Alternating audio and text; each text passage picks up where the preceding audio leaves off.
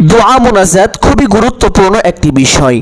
দোয়া মোনাজাতের মাধ্যমে বান্দার ভাগ্য পর্যন্ত পরিবর্তন হয়ে যায়, কিন্তু কারো দোয়া কবুল হয়, আবার কারো দোয়া কবুল হয় না। যাদের দোয়া কবুল হয় না তারা বুঝে নেবেন তারা মোনাজাতের সঠিক নিয়মটি জানেন না। সঠিক নিয়মে মোনাজাত না করার কারণে আপনার দোয়া আল্লাহ তাআলার কাছে কবুল হয় না, গ্রহণযোগ্য হয় না।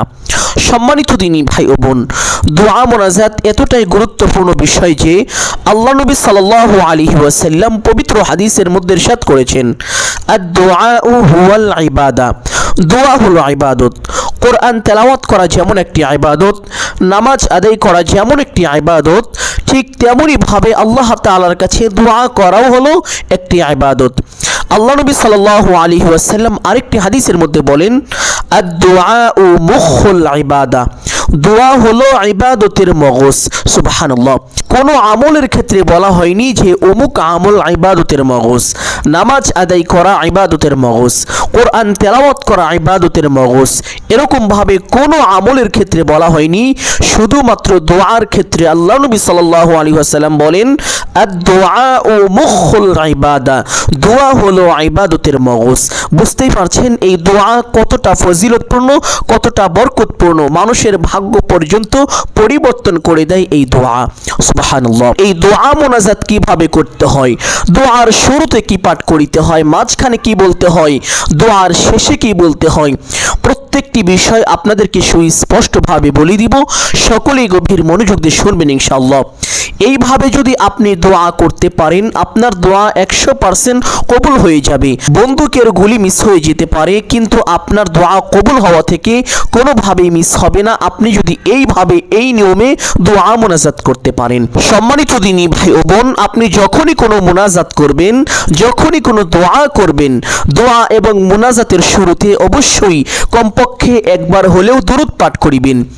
যদি দরুদ না পাঠ করে আপনি মোনাজাত করেন, দোয়া করেন, আপনি যত চেষ্টাই করেন না কেন, যতভাবেই দোয়া মোনাজাত করেন না কেন, আপনার দোয়া মোনাজাত কোনোভাবেই কবুল হবে না।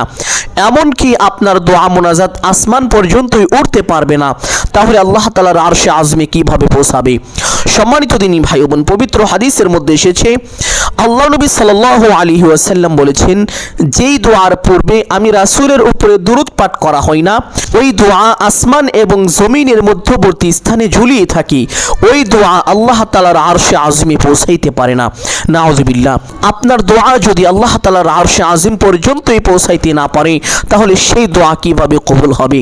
এই জন্য আপনি যখনই কোনো দোয়া মোনাজাত করবেন, দোয়া মোনাজাত করার পূর্বে অবশ্যই কমপক্ষে একবার হলেও দরুদ পাঠ করে নেবেন। এখন কথা হলো কোন দরুদ পাঠ করিবেন। চেষ্টা করিবেন এই দরুদটি পাঠ করার জন্য, আল্লাহুম্মা সাল্লি আলা মুহাম্মদ ওয়া আলা আলি মুহাম্মদ কামা সাল্লাইতা আলা ইব্রাহিম ওয়া আলা আলি ইব্রাহিম ইন্নাকা হামিদুম মাজিদ। আল্লাহুম্মা বারিক আলা মুহাম্মদ ওয়া আলা আলি মুহাম্মদ কামা বারাকতা আলা ইব্রাহিম ওয়া আলা আলি ইব্রাহিম ইন্নাকা হামিদুম মাজিদ। এই দরুদের নাম হলো দরুদ ইব্রাহিম। সর্ব উত্তম এবং সর্বশ্রেষ্ঠ দরুদ হলো দরুদ ইব্রাহিম। এই জন্য চেষ্টা করিবেন দরুদ ইব্রাহিম পাঠ করে নেওয়ার জন্য কমপক্ষে একবার হলেও। যদি দরুদ ইব্রাহিম পাঠ করিতে না পারেন তাহলে যে কোনো একটি দরুদ কমপক্ষে একবার হলেও পাঠ করিবেন। যেমন ছোট্ট দরুদ আছে সাল্লাল্লাহু আলাইহি ওয়াসাল্লাম, এই দরুদটিও পাঠ করে নিতে পারেন, কোনো সমস্যা নেই। দরুদ পাঠ করার পরে দোয়া মোনাজাত শুরু করিবেন। প্রথমে বলবেন এইভাবে, আলহামদুলিল্লাহি রাব্বিল আলামিন, আলহামদুলিল্লাহি রাব্বিল আলামিন বলে হাত দুটি এইভাবে উঠাবেন এবং আপনার হাত দুটি এইভাবে থাকবে, আপনার বুক বরাবর এইভাবে হাত দুটি থাকবে। অতঃপর আল্লাহ নবী সাল্লাল্লাহু আলাইহি ওয়াসাল্লামের উপরে আরেকবার দরুদ পাঠ করিবেন, ওয়াসসালাতু ওয়াসসালামু আলা সাইয়্যিদিল আম্বিয়াই ওয়াল মুরসালিন। অতঃপর দোয়ার প্রথমেই আপনি আপনার গুনাহের কথা স্মরণ করে আল্লাহ তাআলার দরবারে লজ্জিত ও অনুতপ্ত হয়ে ক্ষমার আশায় একমাত্র আল্লাহকে সন্তুষ্টি করার উদ্দেশ্যে বলবেন, হে আল্লাহ, আমি জীবনে যত রকম গুনাহ করেছি, শিরিকি, কুফরি, বিদআতি, নাফরমানি, চগলখড়ি, এমনকি জিনাহের মতো ভয়ঙ্কর গুনাহ যদি করে থাকেন, বলবেন হে আল্লাহ জিনাহের মতো ভয়ঙ্কর গুনাহ করেছি। হে আল্লাহ, জেনে না জেনে, রাতের অন্ধকারে দিনের আলোতে, প্রকাশ্যে গোপনে যত রকম গুনাহ করেছি, সমস্ত গুনাহের জন্য তোমার কাছে আজকে ক্ষমা চাইছি। হে আল্লাহ, আমার জীবনের সমস্ত গুনাহ খাতা ক্ষমা করে দিন। এইভাবে প্রথমে আপনি নিজের গুনাহের জন্য আল্লাহ তাআলার কাছে ক্ষমা চাইবেন। অতঃপর আপনার আত্মীয় স্বজনরা যারা কবরের মধ্যে আছে তাদের জন্য আল্লাহ তাআলার কাছে মাগফিরাত কামনা করবেন।